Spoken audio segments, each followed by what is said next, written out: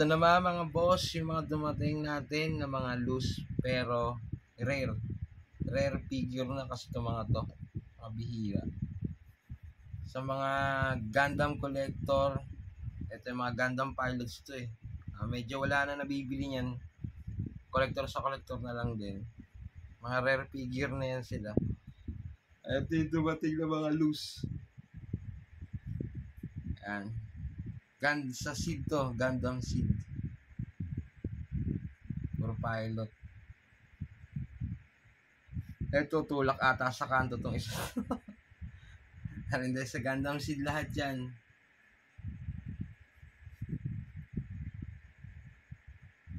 Sa mothership to eh. Ito pa, dalawa. Ito si Luca.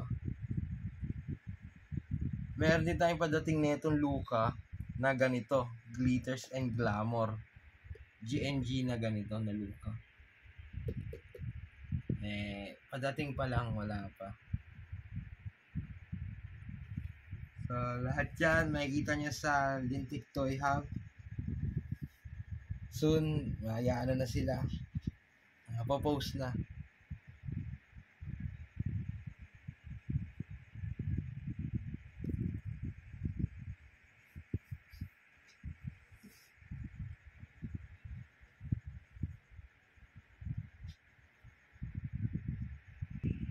So, soon, mga boss, manager, amo, lahat tong mga available na figure, makikita nyo na lahat sa Lintik Toy Hub. Search nyo na lang. Follow nyo na din.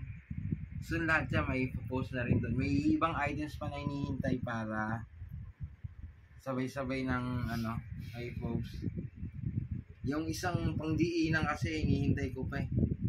Yung medyo lason. Yun, medyo padating pa. May isang lason na padating. So, lahat yan, yung mga gusto mag-avail, search nyo na lang sa Lintik Toy Hub. Lalo na itong mga maliliit na to. Medyo, eto malamang sa alamang paunahan yan pag na-post. Kasi medyo mahirap hanapin to. Yan. Kaya, abang-abang na lang mga boss. Lahat yan makikita nyo na sa Lintik Toy Hub. Search nyo na lang. Tiyanan!